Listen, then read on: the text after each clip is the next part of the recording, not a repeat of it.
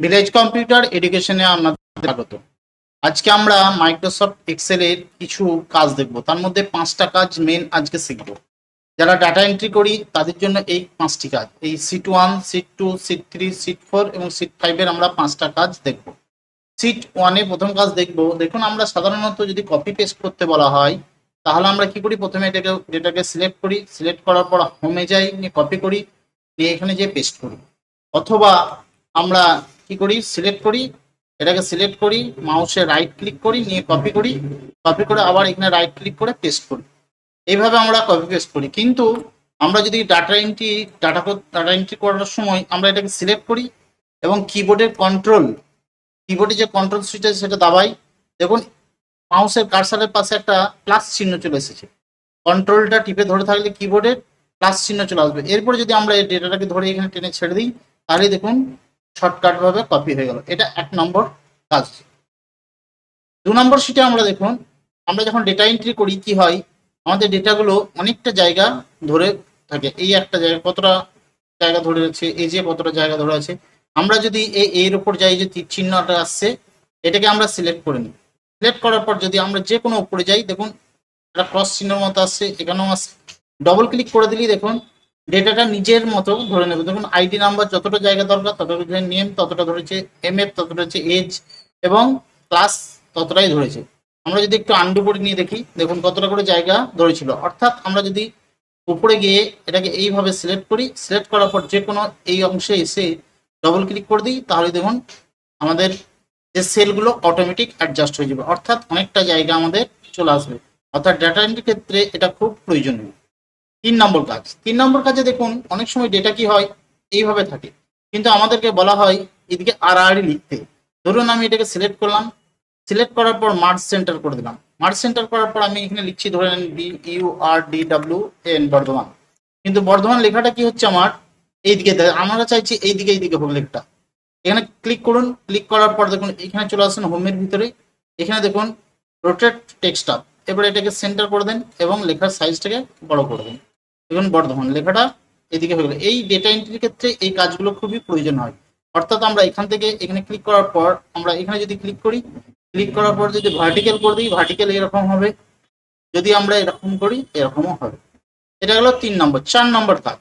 এক্সেলের 4 নম্বর কাজে দেখুন আমাদের এখানে লেখা রয়েছে একটা তালিকা, ID number, name, male female, age এবং ক্লাস। এরপরে এখানে দেখুন আমাদের যে ডেটাটা আছে, এই ডেটাটার ক্ষেত্রে আমাদেরকে বলা হয় যে আমরা যখন ডেটা এন্ট্রি করি, নিচে এক ধার থেকে ডেটা এন্ট্রি করে করে যাই, তাতে কি হয়, ধরুন আমরা ডেটা এন্ট্রি করে যাচ্ছি, মনে করুন এখানে সিরিয়াল নাম্বার দেবো, এখানে এটা ডিলিট করে দিলাম। ডিলিট করার পর আমরা এখানে এটাকে একটু কপি করে নিলাম, কপি করে ডেটাটাকে আমরা এখানে নিয়ে চলে এলাম আর এটাকে ডিলিট করে দিলাম। এবার বলা হলো আমাকে সিরিয়াল নাম্বার দিতে, আমি 1, 2, 3 এইভাবে সিরিয়াল নাম্বার দেবো ডেটা এন্ট্রি করার সময়। কিন্তু যদি আমরা এইভাবে সিরিয়াল নাম্বার দিই, 1 লিখলাম, লেখার পর 2 লিখলাম, লেখার পর দুটোকে সিলেক্ট করে যদি ডবল ক্লিক করি, দেখুন 1, 2, 3, 4, 5, 6, 7, 8 চলে। আবার আর একটা পদ্ধতি আছে, আমরা যদি এখানে ক্লিক করি, 1 লিখলাম, এই ঘরটাতে সমান দিলাম, সমান দেওয়ার পর 1, এই ঘরটাতে ক্লিক করে সমান দিলাম, নিয়ে 1 লিখলাম, প্লাস এই ঘরটাতে ক্লিক করলাম, দিয়ে এন্টার দিলাম। এরপরে যদি এখানটা ক্লিক করে ডবল ক্লিক করি তাহলেই আমাদের অটোমেটিক সিরিয়াল নাম্বার চলে আসবে। অথবা আমরা যদি এখানে অ্যাড লেখার পর এটা সিলেক্ট করি এবং ফিলে গিয়ে সিরিজ অপশনে যাই, সিরিজ অপশনে ট্রেন্ড অপশনে ক্লিক করি এবং ওকে করি, তাহলে দেখুন 1, 2, 3, 4, 5, 6, 7, 8 অটোমেটিক সিরিয়াল নাম্বার চলে আসবে। ডেটা এন্ট্রির ক্ষেত্রে এটাও খুব প্রয়োজনীয় জিনিস। 5 নম্বর দেখুন ডেটা এন্ট্রি ফর্ম। আমরা যদি এইভাবে ডেটা এন্ট্রি ফর্মে ডেটা এন্ট্রি করি, ধরুন আইডি নাম্বার লিখলাম, নেম লিখলাম, মেল ফিমেল, এজ, ক্লাস, এইভাবে আমরা লিখতে থাকি, তাহলে দেখা যাবে অনেকটা সময় সাপেক্ষ ব্যাপার হয়ে যায়। আমরা যদি এটাকে সিলেক্ট করি, সিলেক্ট করার পর আমরা যদি এখানে চলে আসি, দেখুন এখানে আছে ফর্ম, ফর্মে ক্লিক করলাম, ফর্মে ক্লিক করার পর দেখুন এখানে একটা আমাকে ফর্ম দিয়ে দিচ্ছে। এরপর আইডি নাম্বার যদি আমরা এখানে লিখি, আইডি নাম্বার ধরুন 1 লিখলাম, ট্যাব দিলাম, কিবোর্ডে নেম লিখলাম রাজা, ট্যাব লিখলাম, মেল লিখলাম, এজ ধরুন 19 লিখলাম, ক্লাস লিখলাম ধরুন বিএ।